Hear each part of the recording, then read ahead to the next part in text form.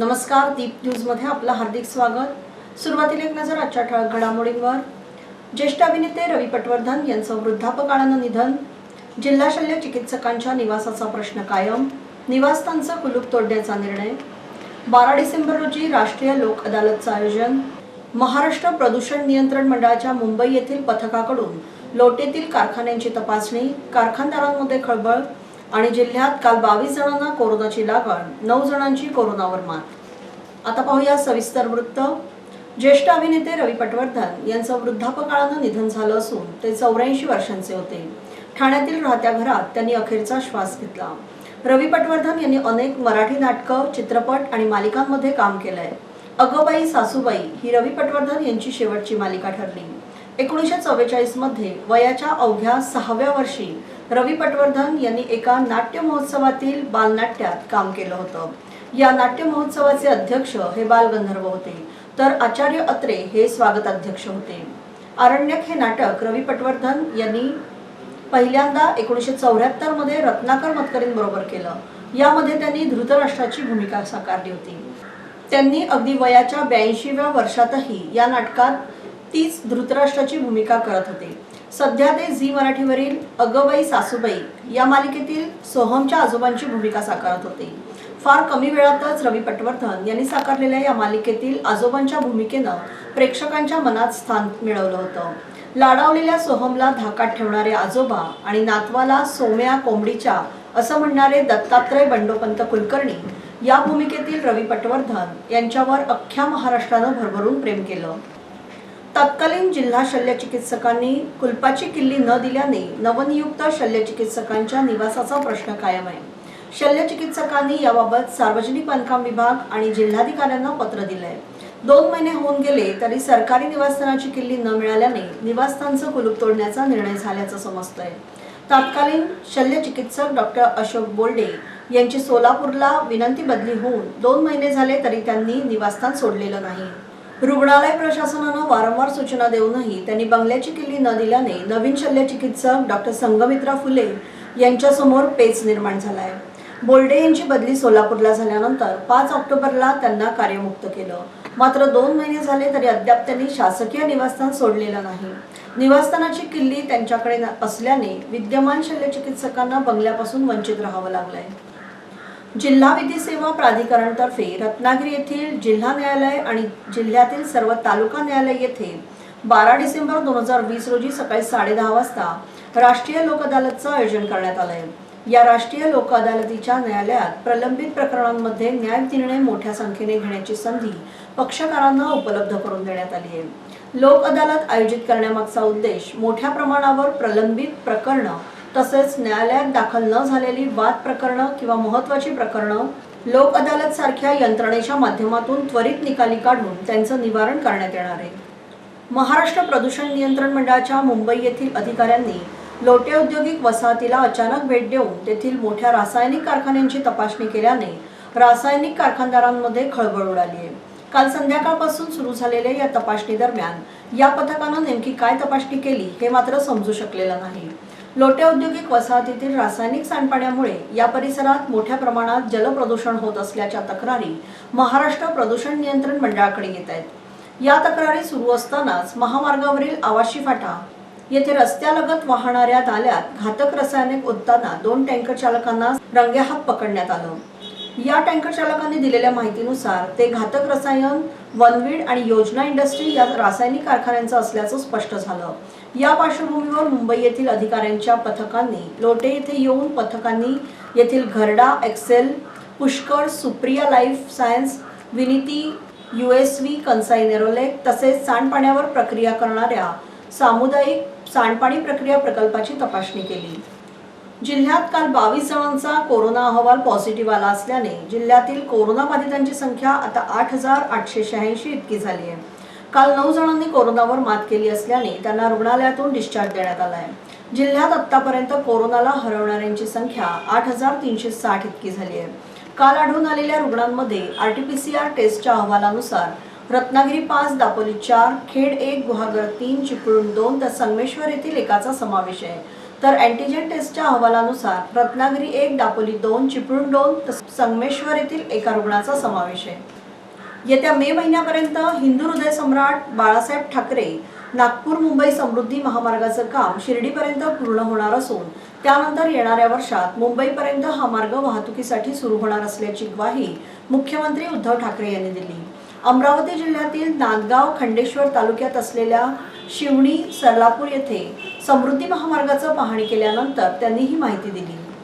भारतीय घटनेचे शिल्पकार महामानव डॉक्टर बाबासाहेब आंबेडकर यांच्या महापरिनिर्वाण दिनानिमित्त खेड शहरातील तीनबत्ती नाका येथील जिजामाता उद्यानात असलेल्या पूर्णाकृती पुतळ्याला खेडवासियांनी अभिवादन केलं। भारतीय संविधानाचे शिल्पकार, दलितांचे कैवारी, भारतरत्न डॉक्टर बाबासाहेब आंबेडकर यांचं 6 डिसेंबर रोजी महापरिनिर्वाण झालं। त्यानिमित्तानं आज शहरातील जिजामाता उद्यान येथे खेडवासियांनी डॉक्टर बाबासाहेब आंबेडकर यांच्या पुतळ्याला अभिवादन केलं। यावेळी सोशल डिस्टन्सिंगच्या नियमांचं पालन करण्यात आलं।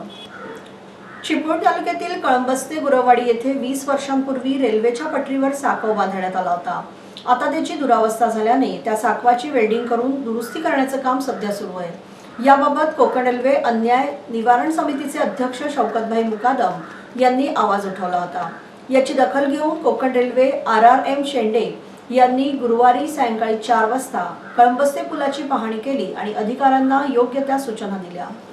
10वी 12वी सह राष्ट्रीय किंवा राज्यस्तरावरील विविध अभ्यासक्रमांच्या प्रवेश परीक्षा कधी कशा होणार याबाबत अद्यापही स्पष्टता नसल्यामुळे विद्यार्थ्यांमधील अस्वस्थता वाढू लागली आहे। परीक्षांचं तात्पुरतं वेळापत्रक जाहीर करण्याची मागणी विद्यार्थी आणि पालकांनी केली आहे।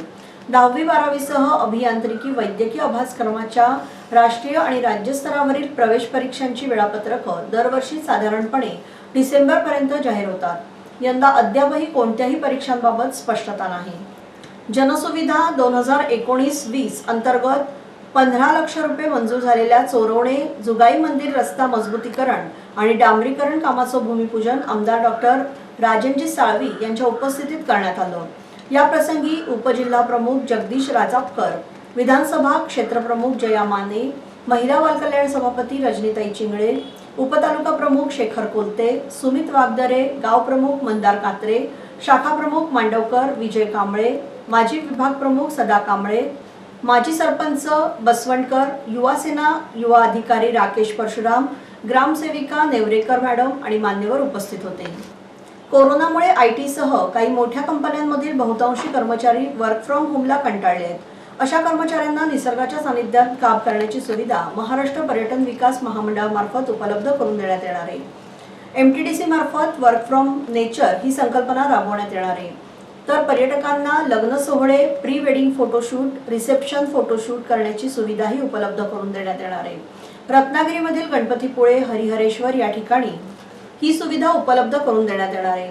कोरोनाचा प्रादुर्भाव सुरू झाल्यानंतर IT कंपन्यांसह अनेक उद्योग व्यावसायिकांनी कर्मचाऱ्यांसाठी वर्क फ्रॉम होमवर भर दिलाय, परंतु काही कर्मचारी वर्क फ्रॉम होमला कंटाळले आहेत। वर्क फ्रॉम होम करणाऱ्या अनेक कर्मचाऱ्यांना मानसिक तणाव येतोय।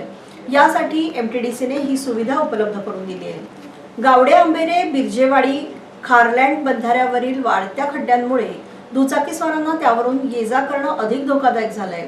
गावडे आंबेरे बिर्जेवाडी ते पूर्णगड या दरम्यान खारे पाणी मोठ्या प्रमाणावर घुसल्याने अनेक सुपीक जमिनी नापीक झाल्या आहेत।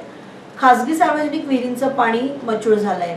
ग्रामस्थ, शेतकरी, बागायतदार यांच्या मागणीनुसार शासनानं खारलँड बंधारा बांधून दिलाय। चिपळूण शहरातील मार्कंडी फॅमिली स्टोअर ते बहादूरशेख नाका, उपताड ते मच्छी मार्केट, वाणीयाडी या रस्त्यावरील खड्डे बुजवून तातडीने दुरुस्ती करावी अशी मागणी राष्ट्रवादी काँग्रेसतर्फे नगराध्यक्षा सुरेखाताई खेराडे आणि मुख्याधिकारी डॉक्टर वैभव विधाते यांच्याकडे निवेदनाद्वारे केली आहे। राज्यातील महाविकास आघाडी शासनानं 1 वर्षाचा कालावधी पूर्ण केला असला तरी या तब्बल 1 वर्षाच्या काळात काँग्रेसचा एकही मंत्री रत्नागिरी जिल्ह्यात न फिरकल्याने काँग्रेसच्या पदाधिकारी कार्यकर्त्यांनी खेद व्यक्त केलाय। शिवसेना अथवा राष्ट्रवादीच्या मंत्र्यांसारखे जिल्ह्याचा दौरा करून कार्यक्रमांना उभारी देण्याकडे काँग्रेसच्या मंत्र्यांचा कल दिसत नसल्याने भविष्यात रत्नागिरी जिल्ह्याच्या राजकारणात काँग्रेस पक्ष दिसेनासा होणार असल्याची खंत काँग्रेसचे पदाधिकारी आणि कार्यकर्ते यांनी व्यक्त केली आहे। त्रिभाषिक सूत्रांचा वापर करा आणि रेल्वेच्या माहिती फलक, जाहिराती आणि प्रेस रिलीजमध्ये हिंदी, इंग्रजीसह मराठीचाही वापर करा अशी मागणी महाराष्ट्र शासनानं कोकण रेल्वेच्या मुख्य व्यवस्थापक संचालकांकडे पत्राद्वारे केली आहे।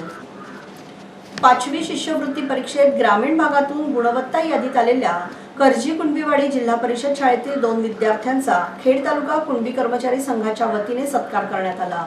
जिल्हा परिषद करजी कुणबीवाडी येथे इयत्ता 5वी इयत्तेत शिकणारी मनस्वी मनोज येंद्रे आणि आर्यन दिनेश धनावडे या 2 विद्यार्थ्यांनी शिष्यवृत्ती परीक्षेत नेत्रदीपक कामगिरी करून ग्रामीण भागात गुणवत्ता तसूभरही कमी नाही हे सिद्ध केलेलं आहे।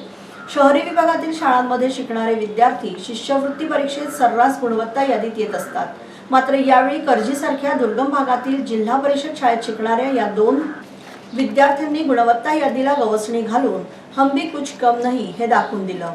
या विद्यार्थ्यांनी केलेल्या या नेत्रदीपक कामगिरीची दखल घेत खेड तालुका कुणबी कर्मचारी संघाचे सचिव राजेंद्र चांदिवडे, अप्पा शिंदे, प्रकाश कोदारे, प्रमोद महादेव, संदीप घाणेकर, मनोहर मनवळ, रवींद्र पाबे यांनी करजी येथे जाऊन या विद्यार्थ्यांचा भेटवस्तू देऊन सन्मान केला। यावेळी ग्रामपंचायत सदस्य चंद्रकांत येसरे, गाव कमिटीचे अध्यक्ष हरिश्चंद्र धनावडे, शिक्षण तज्ञ दीपक धनावडे, दिनेश धनावडे तसेच महिला वर्ग उपस्थित होता। या विद्यार्थ्यांना शाळेचे शिक्षक राजेश भागणे तसेच संतोष देवगरकर यांचं मार्गदर्शन लाभलं। या विद्यार्थ्यांचं पंचक्रोशीतून कौतुक होतंय। याबरोबरच हे बातमीपत्र संपलं। धन्यवाद।